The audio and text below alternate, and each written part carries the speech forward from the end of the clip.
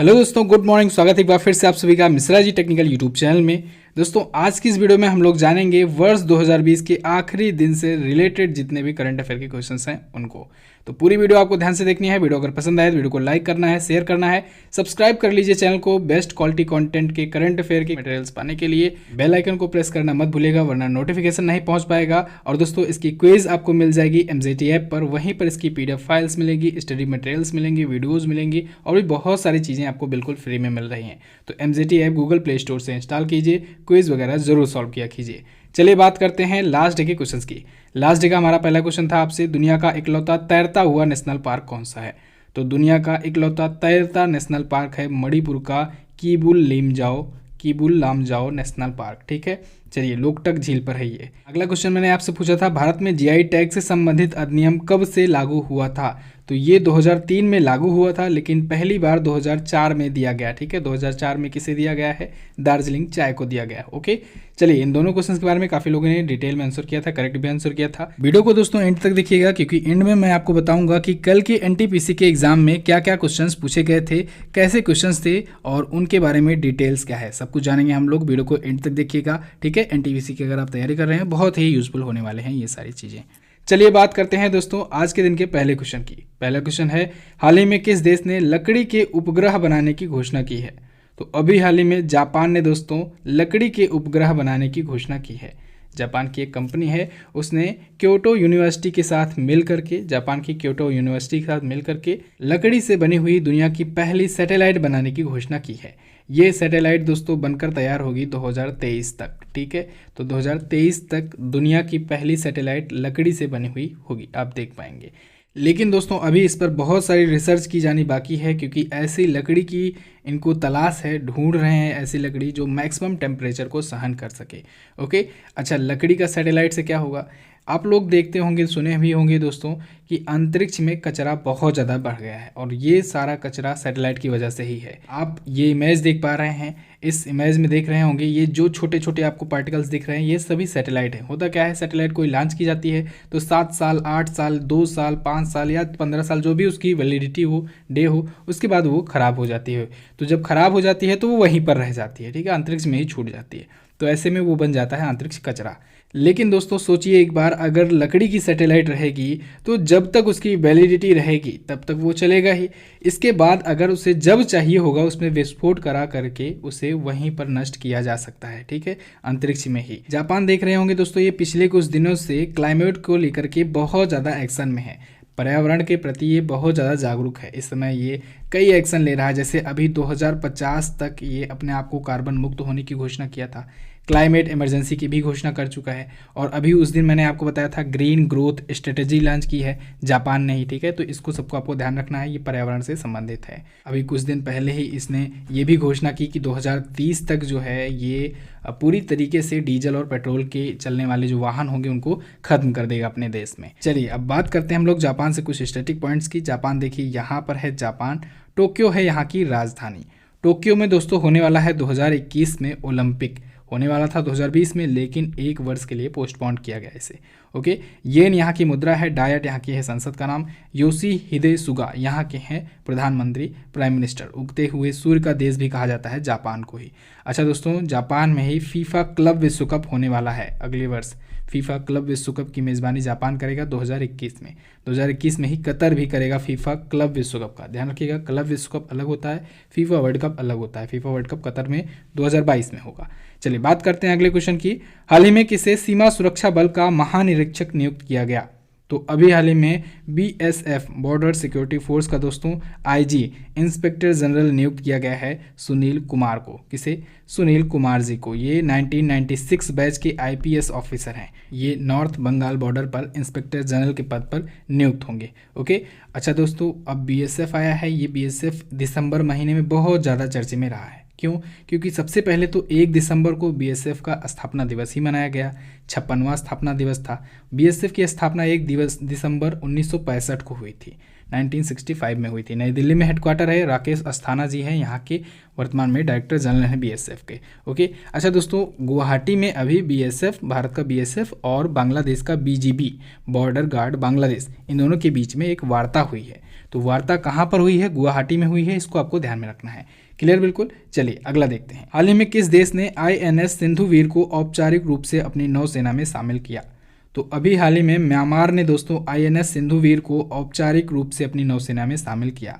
अब बहुत से स्टूडेंट ऐसे क्वेश्चन आने पर इंडिया लगा देते हैं आईएनएस देख करके, लेकिन ध्यान रखिएगा इंडिया ने म्यांमार को दिया है आईएनएस सिंधुवीर। ध्यान रखिएगा, इसको बहुत ज़्यादा इंपॉर्टेंट है। अभी अक्टूबर महीने में जब ये आया था चर्चे में, तब भी मैंने आपको बताया था।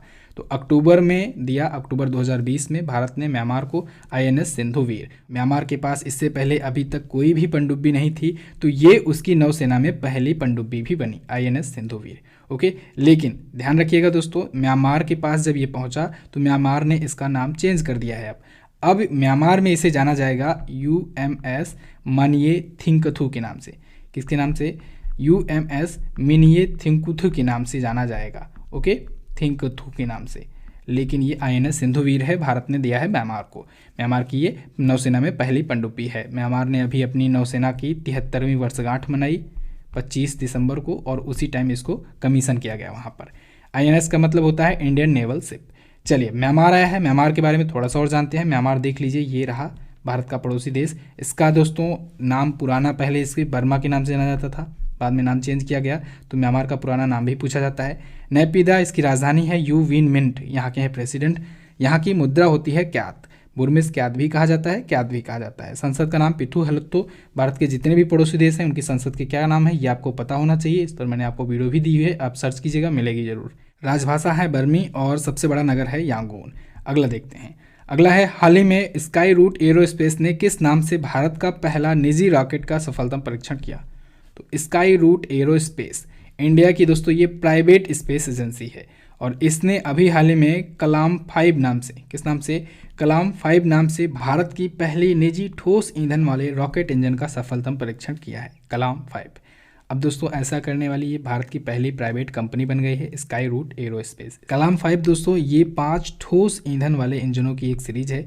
इसमें 5 किलो न्यूटन से लेकर के 1000 किलो न्यूटन तक का थ्रस्ट होता है। ओके, चलिए अब स्काई रूट एरोस्पेस के बारे में बात करेंगे। ये दोस्तों इंडिया की प्राइवेट स्पेस टेक्नोलॉजी कंपनी है। इसकी स्थापना अभी 2018 में ही हुई थी, और 2 वर्षों में ही इसने बड़े बड़े काम कर दिखाए हैं। हैदराबाद में है इसका हेडक्वार्टर, और इसके फाउंडर और सीईओ हैं पवन कुमार चंदना। कौन है? पवन कुमार चंदना है इसके फाउंडर और सीईओ। अगला देखते हैं। अगला है, हाल ही में आईसीआईसीआई बैंक ने फास्ट टैग जारी करने के लिए किसके साथ साझेदारी की? तो अभी हाल ही में आईसीआईसीआई बैंक ने दोस्तों गूगल पे के साथ साझेदारी की है फास्ट टैग जारी करने के लिए। फास्ट टैग जारी करने के लिए गूगल पे के साथ साझेदारी करने वाला पहला बैंक भी बन गया है आईसीआईसीआई बैंक। अब इसके ज़रिए क्या होगा, कस्टमर जो होंगे दोस्तों वो गूगल पे से आईसीआईसीआई बैंक के फास्ट टैग ऑर्डर भी कर सकेंगे, रिचार्ज वगैरह भी कर सकेंगे, ठीक है, अपना बैलेंस भी चेक कर सकेंगे। अब आपको याद होगा अभी उस दिन मैंने आपको बताया था कि 1 जनवरी 2021 के बाद से सभी गाड़ियों में जो भी 4 व्हीलर वाहन होंगे उनके लिए फास्ट टैग होना ज़रूरी है, ठीक है। बिना फास्ट टैग के वो किसी भी टोल प्लाजा को नहीं क्रॉस कर सकेंगे, ठीक है। और एक और पॉइंट आया था कुछ दिन पहले ही फास्ट टैग से रिलेटेड कि पेटीएम जो है वो सबसे ज़्यादा फास्ट टैग जारी करने वाली कंपनी बन गई है। और 1 जनवरी आ ही रहा है, तो 1 जनवरी से एक और रूल जान लीजिए दोस्तों कि अब से यूपीआई पेमेंट अगर किया जाएगा तब एक्स्ट्रा चार्ज देना पड़ेगा, चाहे वो गूगल पे से कर रहे हो, चाहे फ़ोन पे से, चाहे अमेजोन पे से। लेकिन पेटीएम के लिए ऐसा रूल नहीं है। ओके, चलिए आईसीआईसीआई बैंक आया, इसके बारे में जानते हैं। इसकी स्थापना हुई थी 1994 को, और इसका हेडक्वार्टर है दोस्तों बड़ोदरा में। संदीप बख्शी जी हैं इसके एमडी और सीईओ, और इसने अभी हाल ही में आई मोबाइल पे लॉन्च किया था। आई मोबाइल पे लॉन्च किया था, ये भी यूपीआई ऐप है एक प्रकार से, ठीक है। चलिए अगला देखते हैं। समुद्र से संबंधित जानकारियाँ साझा करने के लिए डिजिटल ओशियन ऐप किसने लॉन्च किया? तो अभी हाल ही में INCOIS ने, इनसॉइस ने दोस्तों डिजिटल ओशियन नाम से एक ऐप लॉन्च किया है। ये इसीलिए लॉन्च किया गया है जिससे समुद्र से संबंधित जो भी डाटा कलेक्ट करना हो या फिर डाटा का मैनेजमेंट करना हो तो उसमें ये यूजफुल साबित हो सके, डिजिटल ओशियन ऐप। ओके, तो अभी केंद्रीय पृथ्वी विज्ञान और प्रौद्योगिकी मंत्री जो हैं डॉक्टर हर्षवर्धन जी, जो कि स्वास्थ्य मंत्री भी हैं, उन्होंने ही इस ऐप को लॉन्च किया है। इनसॉइस के बारे में जानिए, INSIS। इसका फुल फॉर्म होता है Indian national centre for ocean information service. I repeat, Indian national centre for ocean information services. Hyderabad में इसका हेडक्वार्टर है। इसकी स्थापना हुई थी 2007 में। ओके, ये मिनिस्ट्री ऑफ अर्थ के अंतर्गत आता है।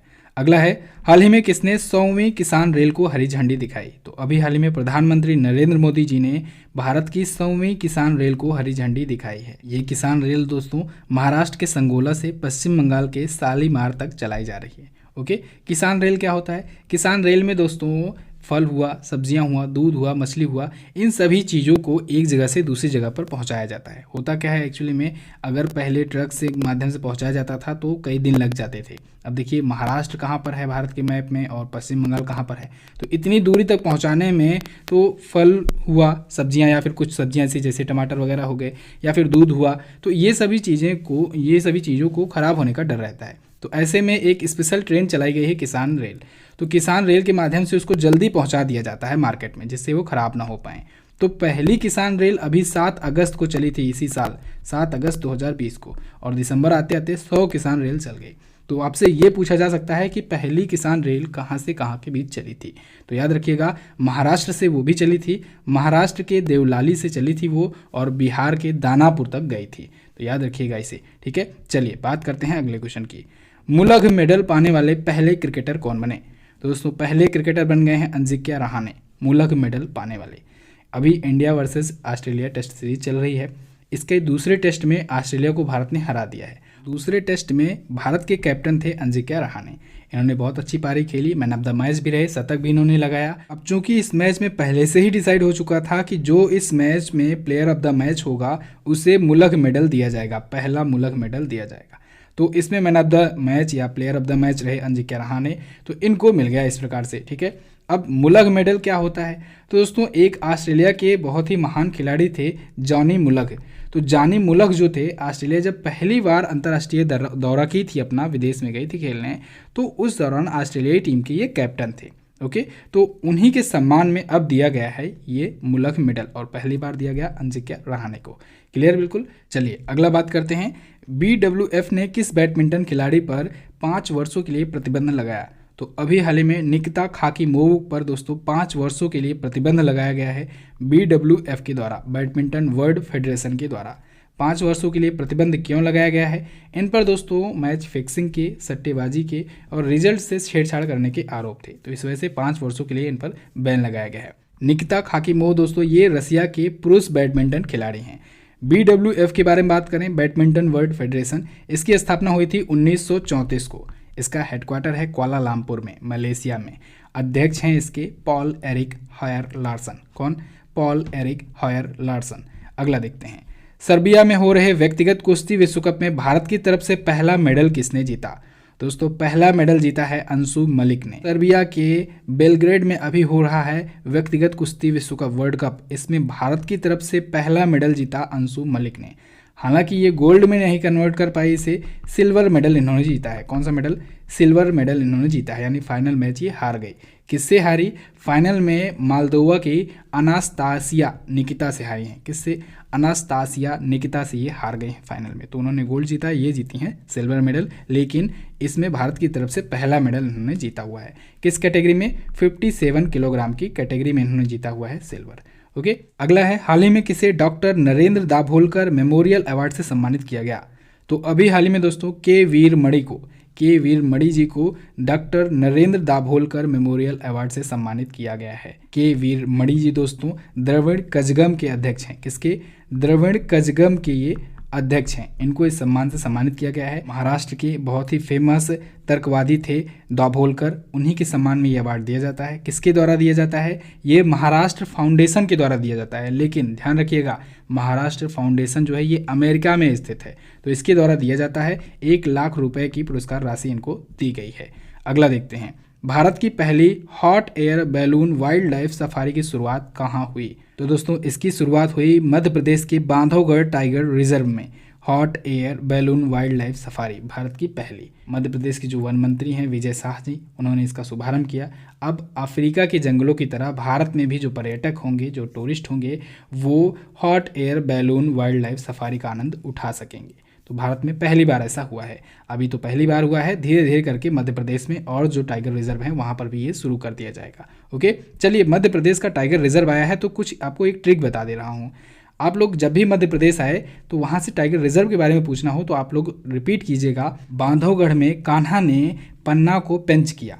क्या? बांधवगढ़ में कान्हा ने पन्ना को पेंच किया। तो बांधवगढ़ से बांधवगढ़ टाइगर रिजर्व हो गया, कान्हा से कान्हा किसली हो गया, और पेंच से पेंच होता है, पेंच भी टाइगर रिजर्व है वहाँ का, और पन्ना से पन्ना टाइगर रिजर्व तो आप जानते ही हैं, जिसको अभी यूनेस्को ने बायोस्फीयर का दर्जा दिया था। ओके, तो आप लोग ऐसे याद कर सकते हैं, एक दो बार अगर आप इसे रिपीट करेंगे तो आसानी से आपको याद हो जाएगा। ओके, तो बस दोस्तों ये तो थी हमारे करंट अफेयर के क्वेश्चंस की वीडियो।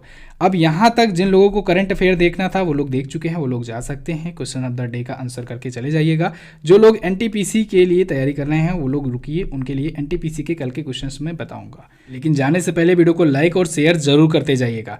चलिए तो दोस्तों अब हम लोग बात करेंगे एनटीपीसी में जो जो क्वेश्चंस कल पूछे गए थे, कल यानी कि 30 दिसंबर को एनटीपीसी में जो जो क्वेश्चंस पूछे गए थे, एक्चुअली में दोस्तों कल मैं उनको टेलीग्राम पर भेज नहीं पाया, ना ही उसके लिए कोई अलग से पीपीटी बन पाई। तो यहाँ पर मैं आपको क्वेश्चंस बोलते चल रहा हूँ, आप लोग को आइडिया भी लग जाएगा, साथ ही साथ अगर नोट करना चाहोगे तो नोट डाउन भी कर लेना। वैसे मुझे तो यही लगता है, मैं आपको बोलते चल रहा हूँ, आप लोग ध्यान से सुनते चलिए क्या क्या क्वेश्चन पूछा गया था। ओके, एक क्वेश्चन आया था गांधी जी के जन्म से, तो आप सभी को पता है 2 अक्टूबर 1869 को इनको जन्म हुआ था इनका, और 30 जनवरी 1948 को इनकी हत्या की थी। किसने की थी? नाथूराम विनायक गोडसे ने। शहीद दिवस इसी वजह से 30 जनवरी को मनाया जाता है। एक क्वेश्चन पूछा गया था पीर पांजर रेलवे सुरंग से, तो जम्मू एंड कश्मीर में है। स्वर्णिम चतुर्भुज परियोजना के बारे में पूछा गया था, इसको तो मैंने अभी हाल ही में बताया था, अटल बिहारी वाजपेयी जी की जयंती पर, उन्हीं के शासनकाल में तो ये शुरू हुआ था स्वर्णिम चतुर्भुज योजना। ठीक है, उन्हीं के शासनकाल में और क्या क्या हुआ था? कारगिल का युद्ध हुआ था, और क्या हुआ था? 2 परमाणु परीक्षण हुए थे, और ये सर्व शिक्षा अभियान योजना जो आप देखते हैं ये भी इन्हीं के टाइम पर शुरू किया गया था। ठीक है, सर्व शिक्षा अभियान सब पढ़े सब बढ़ें, तो ये भी इन्हीं के टाइम पर शुरू किया गया था 2002 में। एक क्वेश्चन पूछा गया था दोस्तों राष्ट्रपति के अनुच्छेद से, तो अनुच्छेद 52 में है शायद। आईसीसी के चेयरमैन से पूछा गया था, इसको तो रोज मैं रिपीट करता हूँ, ग्रेग बार्कले इसके चेयरमैन है, सब कुछ बता चुका हूँ आईसीसी से। तो हम लोग अगला क्वेश्चन देखते हैं। एक क्वेश्चन पूछा गया था भारत रत्न की शुरुआत कब हुई थी, इस पर आपको वीडियो दी गई है। 1954 से शुरुआत हुई थी, और सबसे पहला किसने पाया था? राधा कृष्णन जी ने पाया था, सर्वपल्ली राधाकृष्णन जी ने। 1954 में ही 3 व्यक्तियों को दिया गया था। आप लोग कमेंट करके बताइए 1954 में 3 व्यक्तियों को किसे किसे दिया गया था। ठीक है, इस पर वीडियो मैं बनाया हूँ, उसको आप लोग देख लीजिए। इसके बाद आईपीएल कहाँ पर हुआ, आईपीएल पर भी वीडियो आपको मिली हुई है। यूएई में इस बार हुआ, 13वां संस्करण था, 5वीं बार मुंबई इंडियंस ने जीता है, और हर एक सेट में यहाँ से क्वेश्चन पूछा जा रहा है। जब मैं वीडियो आपको दिया था तभी बताया था कि यहाँ से क्वेश्चन जरूर पूछे जाएंगे। आप लोग आईपीएल की वीडियो देख लीजिए, एक क्वेश्चन तो आपका पक्का हो जाएगा। ओके, भारत का 29वां राज्य, ये मैं आपको नहीं बताऊंगा, अब इसको तो रोज बताता हूँ। इसके बाद पूछा गया था 15वें वित्त आयोग का अध्यक्ष कौन है, तो एनके सिंह जी हैं। तमिलनाडु की राजधानी क्या है, ये तो पता ही है, चेन्नई है आपको। ठीक है, अमेरिका के राष्ट्रपति, अमेरिका के चुनाव को भी मैंने कवर अप किया हुआ है बहुत अच्छे से, ई बुक वगैरह में बहुत ही अच्छे से डिटेल में लिखा गया है। गोवा के मुख्यमंत्री, अब देखिए मुख्यमंत्री राज्यपाल तो ये मैं आपको नहीं बताऊंगा, ये तो आपको पता ही होना चाहिए, प्रमोद सावंत हैं। ड्रीम 11 के सीईओ कौन है? ड्रीम 11 के सीईओ हैं दोस्तों हर्ष जैन। कौन है? हर्ष जैन है इसके सीईओ, और इसके ब्रांड एम्बेसडर कौन बनाए गए हैं? ड्रीम 11 के ब्रांड एम्बेसडर हैं धोनी, महेंद्र सिंह धोनी। ठीक है, और वहीं माई 11 सर्कल के कौन है ब्रांड एम्बेसडर? सौरभ गांगुली हैं, और एक पेटीएम के द्वारा भी शुरू किया गया था, पेटीएम फर्स्ट गेम, इसके ब्रांड एम्बेसडर कौन है? सचिन तेंदुलकर हैं। ओके, इसके बाद है जो जिला दर्रा से एक क्वेश्चन पूछा गया था, लद्दाख में स्थित है। आईबीएम के सीईओ पूछा गया था, अरविंद कृष्णा जी हैं। ठीक है दोस्तों, दुनिया भर में जो बड़ी बड़ी कंपनियां हैं इस पर भी मैंने आपको वीडियो प्रोवाइड की हुई है, आप लोग सर्च कीजिएगा, जाइएगा देखिएगा, गूगल हुआ, एप्पल हुआ, अमेजन हुआ, इन सब के बारे में सब कुछ डिटेल उसमें है। नोटबंदी कब हुई थी, ये क्वेश्चन तो सदाबहार है। जब से नोटबंदी हुई है 2016 में, तब से जितने भी एग्जाम होता है उसमें बहुत ज़्यादा चांसेस रहते हैं ये क्वेश्चन रिपीट होने की। 8 नवंबर 2016 को हुई थी, याद कर लीजिए, ये पूछा जाता है, हालांकि बार बार रिपीट नहीं होता है, लेकिन हर एक एग्जाम में 1-2 बार ये क्वेश्चन पूछ लिया जाता है, 1-2 शिफ्ट में। ओके, कुचिपुड़ी नृत्य आंध्र प्रदेश में है। स्वच्छ भारत अभियान कब शुरू हुआ था? तो दोस्तों प्रधानमंत्री नरेंद्र मोदी जी आए थे, तो 2 अक्टूबर को इन्होंने महात्मा गांधी जी की याद में, महात्मा गांधी जी की जयंती पर 2 अक्टूबर को ही 2014 को शुरू किया था इन्होंने। ठीक है, 2014 में ही आए थे पहली बार नरेंद्र मोदी जी, ठीक है, प्रधानमंत्री बनकर। तो 2 अक्टूबर 2014 को गांधी जयंती पर ही शुरू किया गया था स्वच्छ भारत अभियान। यूएन के अस्थायी सदस्य कितने होते हैं? तो 5 होते हैं, जिनको वीटो पावर भी होती है, मिलती है। ओलंपिक 2021 कहाँ पर होगा? अभी तो जापान वाले क्वेश्चन में बताया मैंने, टोक्यो में होगा। 2020 में होना था, शिफ्ट होकर के 2021 में हो रहा है। क्लियर? तो ये तो थे दोस्तों कल के जो क्वेश्चंस पूछे गए थे। वैसे जनरली मैं आपको टेलीग्राम पर भेज देता हूँ, लेकिन अभी मैं वर्क कर रहा हूँ ईबुक पर, तो इस वजह से भेज नहीं पाया कल, और ना ही इसके लिए पीपीटी बन पाई, लेकिन मैं सारे क्वेश्चन आपको यहाँ पर बता दिया हूँ। आई होप आपको आइडिया लग गया होगा कि कैसे क्वेश्चंस पूछे जा रहे हैं एनटीपीसी में। दोस्तों अगर आपको वीडियो पसंद आती है तो प्लीज़ आप लोग लाइक करके शेयर करके हमारा उत्साह जरूर बढ़ाइए, और अगर आप शेयर करोगे थोड़ा मोटिवेशन बढ़ेगा, तो मैं आपको और अच्छी अच्छी चीज़ें देता रहूँगा ऐसे ही। अच्छा दोस्तों, जो लोग ये सोच रहे हैं कि वीडियो कहाँ पर मिलेगी हमारी, तो देखिए एप्लीकेशन ओपन कीजिएगा, यहीं पर ऊपर ही सबसे पहले आपको वॉइस सर्च का ऑप्शन दिख जाएगा, यहीं पर सर्च का ऑप्शन दिख जाएगा, और वॉइस सर्च का भी ऑप्शन लगा हुआ है। तो आप लोग वॉइस सर्च करेंगे, जो भी मैं टॉपिक बताया हूँ इस पर वीडियो अवेलेबल है, जाइए वॉइस सर्च कीजिए। आई थिंक आप लोग कोई भी ऐसा टॉपिक अगर आपको लगा करे तो एक बार वॉइस सर्च जरूर किया कीजिए, तो आपको वहाँ पर मिल जाएगी वीडियो देख लेंगे तो वो टॉपिक क्लियर हो जाएगा। देखिए दोस्तों, जैसा कि मैंने आपको बताया 3 दिन से मैं आपको क्वेश्चन बता रहा हूँ वीडियो में, और इससे आपको अंदाजा लग गया होगा कि कहाँ से क्वेश्चंस कैसे कैसे पूछे जा रहे हैं, तो इन सबको आप वहां से देख सकते हैं। ठीक है, चलिए, और क्विजेस वगैरह भी आपको मिलेंगी ही। बात करते हैं क्वेश्चन ऑफ द डे की। आज का पहला क्वेश्चन है आपके लिए, हाल ही में चाइना ने किस नाम से दुनिया का सबसे बड़ा रेडियो टेलीस्कोप लॉन्च किया है? नाम क्या है उसका? सीरम इंस्टीट्यूट ऑफ इंडिया ने किस नाम से भारत की पहली निमोनिया की वैक्सीन लॉन्च की है? इसका भी नाम आप लोग बता दीजिए। दोनों ही क्वेश्चन है इंपॉर्टेंट, दोनों के बारे में डिटेल में आंसर कीजिएगा। वीडियो आप देख लिए हो तो एमजेटी ऐप पर जाओ, इसकी क्विज भी सॉल्व कर लो, पीडीएफ भी आपको वहीं पर मिलेगी। टेलीग्राम ग्रुप को हमारे ज्वाइन कर लो, वहाँ पर स्टडी मटेरियल्स वगैरह भेज जाते रहते हैं। मिलते हैं दोस्तों अगली वीडियो में। वीडियो को एंड तक देखने के लिए बहुत बहुत धन्यवाद। जय हिंद, वंदे मातरम।